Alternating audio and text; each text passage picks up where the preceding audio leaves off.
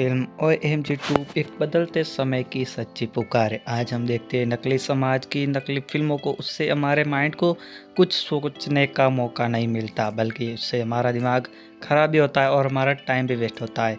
जब समाज को बदलना होता है तब OMG 2 जैसी फिल्में आती है और वो आपको सोचने पे मजबूर करके चली जाती। तो आज मैं एक्सप्लेन करूँगा OMG 2 मूवी को। और अगर आप चैनल पे नए तो चैनल को सब्सक्राइब ज़रूर कर दें। हम जैसे ही फिल्म शुरू होती है तो हम देखते हैं एक महाकाल का मंदिर, जहाँ पे उनका बाग, जहाँ पर हम देखते हैं पंकज त्रिपाठी को, जो कि एक आस्तिक और सच्चे दिल से महादेव के भक्त थे। उनका नाम कांतिसरम मुगदले था, जो कि एक पंडित के ज़्यादातर रहते थे। उनकी एक दुकान थी मंदिर के बाहर, तो उनका धंधा अच्छा खासा चल रहा था। अब उनकी फैमिली के बारे में बता दूँ तो कांतिसरन की बीवी, एक बेटा और एक बेटी थी। उनकी बेटी का नाम था दयावंती और बेटे का नाम था विवेक, जो कि इस दोनों के दोनों स्कूल में पढ़ते थे। एक दिन विवेक को स्कूल छोड़ने जाते उसके पापा, और विवेक वहाँ से कॉल करता है कि आज मैं घर नहीं आऊँगा, अपने दोस्त के वहाँ ही रुक जाऊँगा। और दूसरे दिन देखते हैं तो वो सीधा अस्पताल में पाया जाता है। जब कांतिदास ये देखते हैं तो वो सोच में पड़ जाते ये कैसे हुआ। और जब डॉक्टर से मिलने जाते तो डॉक्टर उन्हें बताता है कि आपका बेटा कल कोई गोली खा ली थी और पूरी रात नहीं सो पाया। वहाँ पे कांतिदास कहते इसमें कौन सी बड़ी बात है, कोई वजह होगी जो नहीं सो पाया था। तो डॉक्टर समझ जाता है कि कांतिदास बिल्कुल नहीं समझे, तो उन्हें साफ साफ बताता है एक ने वो गोली खाई है जो कि हम सुहागरात पे खाया करते हैं, और उसने पूरी रात मास्टरबेशन किया है। और ये सुन के कांतिदास एकदम आँख बाक हो जाता है। वो घर पे आके विवेक को बहुत डांटता है, लेकिन अब उसके मन में विचार आ रहा था विवेक ने आखिर ऐसा क्यों किया। तो वो स्कूल चला जाता है और विवेक के दोस्त से पूछता है, तो विवेक का दोस्त मुझे सब कुछ बता देता है कि विवेक का एक डांस प्रोग्राम में एक लड़की पार्टनर के साथ डांस चल रहा था और वो काफ़ी अच्छा चल रहा था, लेकिन कुछ विवेक के चलने वाले दोस्तों ने उन दोनों को जुदा कर दिया। और यही नहीं, विवेक के मन में उसके लिंग को लेकर बहुत बड़ा संकोच पैदा कर दिया। अब विवेक खुद में ही रहता था। उसने कई आयुर्वेदिक दवा के बाबाओं को पूछा, उसके बाद ही मेडिकल स्टोर से नकली दवाई लेके बीमार पड़ गया। यह सुनने के बाद कांति को भी काफ़ी बुरा लगता है और वह मंदिर जाके पूजा करता है कि उसके बेटे की सारी समस्याएं खत्म हो जाए। लेकिन भगवान जानते हैं कि विवेक की समस्या इतनी आसानी से ख़त्म नहीं होने वाली और भी बढ़ने वाली। तो वो अपना एक भक्त को भेज देते हैं कांति की मदद करने के लिए।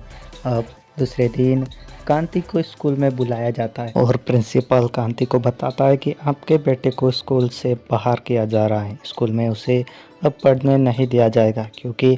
और कांति सोच में पड़ जाता है ऐसी कौन सी गलती कर दी मेरे बेटे ने, जो कि स्कूल से रिजाइन कर दिया जा रहा है। वहाँ पर प्रिंसिपल उसको एक वीडियो दिखाते जिसमें विवेक स्कूल के बाथरूम में ही मास्टरबेशन कर रहा था, और वीडियो इतनी वायरल हो जाती है कि सारे शहर वाले लोग उसे देख लेते, यहाँ तक कि उसके घर वालों तक भी वो वीडियो पहुँच जाती।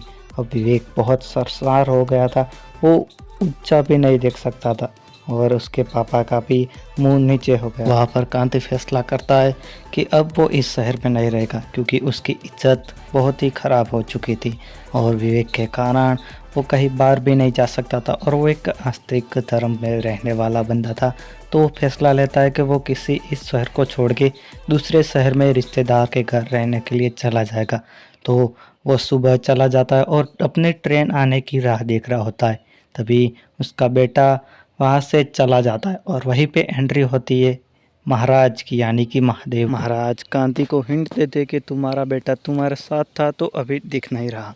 और वहाँ पर कांति को पता चलता है तो कांति अपने बेटे को बचाने के लिए भागता है, लेकिन कांति की हर एक कोशिश नाकामयाब रहती है और अपने बेटे को नहीं बचा पाती क्योंकि विवेक को पहले ही महादेव ने बचा लिया था। और वहाँ पर कांति से महाराज कहते हैं कि हर कोई विवेक को गलत समझ रहा है, यहाँ तक कि तुम भी गलत समझ रहे हो, लेकिन तुम समझने की कोशिश करो आखिर इसने ऐसा क्यों किया। और वहीं पर कांति को भी ये लगने लगता है कि ज़रूर इसके पीछे कोई ना कोई कहानी रही होगी। और कांति चला जाता है कोर्ट में, और कांति कोर्ट में जाके 4 लोगों पे केस कर देता है। पहला स्कूल पे, दूसरा पाखंडी बाबाओं पे और तीसरा मेडिकल स्टोर वाले पे, चौथा खुद पे। और जज ये देखकर कि इसने खुद ही ने अपने आप पे केस किया है, वो खुद हैरान हो जाते हैं। लेकिन वहाँ पर उसका वकील जो होता है वो भी लड़ने से मना कर देता है, क्योंकि उसके सामने जो वकील थी वो यमी गौतम, जो कि कामिनी नाम होता है, और वो तेज खर्राटेदार वकील होती है। तो उसके सामने कोई भी केस लड़ना नहीं चाहता था। तो वहीं पर कांति अपने केस में खुद ही फाइंड आउट करने वाली थी, यानी कि वकील का काम खुद करने को कहती। लेकिन वहाँ पर जज उन्हें मना कर देते। तो वो उनसे मांगता है कि आप वही दे दीजिए जो आप रोज़ देती, यानी कि तारीख। और उनको तारीख मिल जाती है और वो घर पे जाके जी जान लगा के पढ़ाई करे, जो कि विवेक की पुस्तक थे उनको पढ़ते। और उन्हें पढ़ने में उनकी बेटी दयावंती भी उनकी साथ देता है और पूरी तरह से रिसर्च करते। और दूसरी बार जब कोर्ट में जाते हैं तो वहाँ पे बहुत कचरा पड़ा था और धूल मिट्टी कई दिनों से साफ़ नहीं किया था। तो कांति सबसे पहले वहाँ पे जाके सफाई करते और खुद फैसला करते कि उनका केस वही डिफेंड करेंगे और वही लड़ेंगे। लेकिन जज उनकी उन बातों से काफ़ी खुश हो जाता है, क्योंकि उन्होंने सफाई की थी पूरी कोर्ट की, और कोर्ट में चप्पल पहन के भी नहीं आए थे। वो सोचते कि ये न्याय का मंदिर, और मंदिर में चप्पल पहन के मैं नहीं जाता। और इस बात से जज काफ़ी खुश हो जाता है। और वहाँ पे उनकी अपोजिट वकील कामिनी उनको कई दावे करती, लेकिन वो कुछ वहाँ पे पहली बार था तो बोल नहीं पाते। लेकिन वो कई सारी कॉमेडी वहाँ पे आपको देखने को मिलेगी। और वहीं पर कुछ दलाल पेश होती है और उनको आखिरकार अपने बेटा का केस लड़ने के लिए मंजूरी मिल जाती है। और वो काफ़ी खुश थे अब, और वो इतना खुश थे कि वो मानो केस जीत गए हो। और दूसरी बार कोर्ट में बुलाया जाता है तो वो जाते हैं, तो वहाँ पे कई सारी दलील पेश हो जाती है और दलील को सही से संभाल लेते। लेकिन कामिनी जानती थी कि उनको कैसे पीछे करना है, और उनके बेटे विवेक को कटखड़ी में खड़ा करके उनसे उल्टे सीधे सवाल करने लगते। तो विवेक उनका जवाब तो नहीं दे पाता और सर भी नहीं उठा पाता। तो विवेक थोड़ा सा परेशान होकर वहाँ से चला जाता है, और वहीं पर उसके दूसरी तारीख मिल जाते। अब कांति काफ़ी परेशान था, तो जब घर की तरफ जाता है तो उससे घर के बाहर ही महाराज मिल जाते। और महाराज कहते हैं वो बोलो जो कि लोगों को समझ आए, लोगों को अच्छा लगे। और कांति अब समझ जाता है कि उसे क्या बोलना है और क्या करना है। तो वो पहले ही अपने घर से होमवर्क करके आता है उनकी बीवी, और उनकी जो बेटी होती है उनको समझा देता है कि कल तुम एक कटघरे में खड़ा कर सकते तो सही से जवाब देना। और कामिनी भी यही करने वाले थे और यही एग्जिट होता है।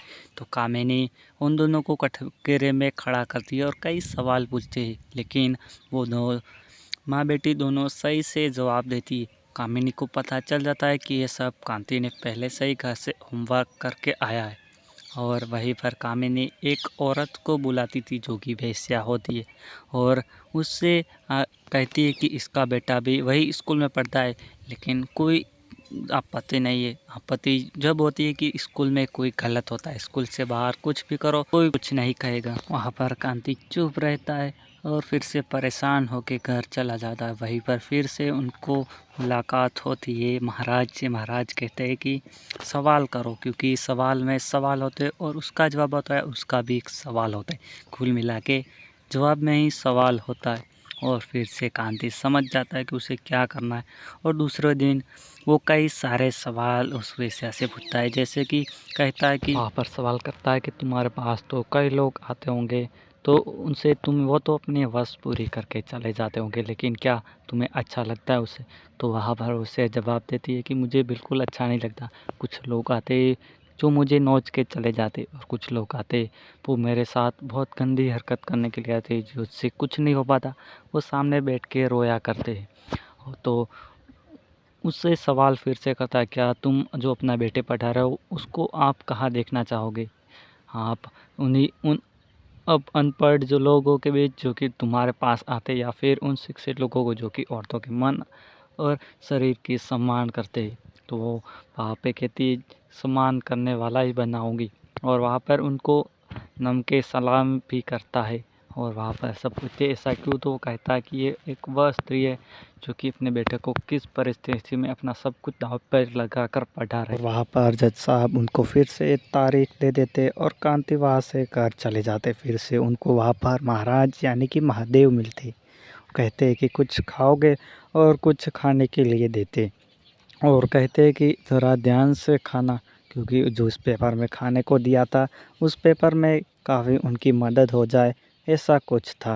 यानी कि उस फ़ोटो में नग्न अवस्था में कुछ तस्वीर थी और उनको कोर्ट में हाजिर कर देते और वहाँ पर जज के सामने दिखाता है। वहाँ पर कामिनी कहती है कि वल्गर इसे हटा देना चाहिए और वहाँ पर कांति कहता है कि ये वही नग्न अवस्था वाली फ़ोटो जो कि शालाओं में यानी कि स्कूलों में और प्रयोगशाला में इस्तेमाल होती, इसी से ह्यूमन बॉडी के पार्ट्स के बारे में जानकारी दी जाती है। तो इसी के ज़रिए लिंग की भी जानकारी देनी चाहिए। और वहाँ पर कामिनी अदालत में बैठे लोगों से पूछती कि कौन कौन चाहता है कि ऐसा टॉपिक स्कूल में होना चाहिए, पढ़ाना चाहिए। तो एक या दो आदमी ही वहाँ पर उंगली उठाते, तो फिर से जज इनको तारीख दे देता। लेकिन कांजी की स्पीच से बाहर के लोगों पे काफ़ी असर पड़ता था और वो सारे लोग कांजी के तरफ हो गए थे। तो स्कूल वालों को पता चलता है, उन्हें लगता है कि अब शायद कांति जीत जाएंगे, तो उनको एक बार स्कूल में बुलाते और उनको 1 करोड़ का ऑफ़र देते कि तुम ये केस छोड़ दो और 1 करोड़ ले लो। और कांजी 1 करोड़ ले भी लेता है, उस पर साइन भी कर देता है। लेकिन कांजी जब घर आ रहा था तो उसका एक भयानक एक्सीडेंट हो जाता है और उससे काफ़ी चोट लग जाती है कांति को और कांति की मौत हो जाती है। और वहाँ पर महादेव उनसे मिलते और कहते हैं कि मैं ही महादेव हूँ और तुम मर चुके हो, क्योंकि मैंने तुम्हें बताया था कि सत्य ही सुंदर और सुंदर ही शिव है, लेकिन तुमने उसका उल्लंघन किया। अब तुम्हारे घर वाले मेरे सामने बैठ के रो रहे, तो मैं तुम्हें एक आखिरी मौका देता हूँ। और यह कहकर ही महादेव कांति को अपनी सुपर कार में बैठा के बहुत तेज़ रफ्तार में अदालत की ओर ले जाते और उसके सर पे हाथ रख के उसे आशीर्वाद भी देते। और वहाँ पर जाके कांति एक जोरदार स्पीच देता है, कहता है कि तो अब कांति अपना लास्ट स्टेटमेंट देता है कि ये कहानी 1835 में स्टार्ट हुई थी, जहाँ पे लॉर्ड मेघालय का व्यक्ति आया था। उसने गुरु शास्त्र की पढ़ाई को ख़त्म करके इंग्लिश पढ़ाई यहाँ पे लाई थी और वहाँ गुरुकुल में पढ़ाई काम शास्त्र की भी होती थी, लेकिन उसे उसने ख़त्म कर दिया, पूरा एजुकेशन सिस्टम में बदल दिया था। आज हमें आज़ादी के 75 ईयर्स हो गए, लेकिन आज भी हम उसी पद्धति को फॉलो करें। वही वो यहाँ से काम शास्त्र की विद्या को लेके जाके वहाँ पे उन्होंने अपना नाम दे दिया, उस पढ़ाई का आधुनिक पढ़ाई लिख दिया और वो आगे बढ़ गए और हम वही पीछे के पीछे है। और थोड़ी देर के बाद वहाँ पे विवेक भी आ जाता और कामिनी विवेक से पूछते कि तुमने जो किया वो गलत किया या सही। वहाँ पे विवेक जवाब देते कि उसने जो किया वो कुछ गलत नहीं किया, लेकिन जिस जगह पे किया वो गलत किया।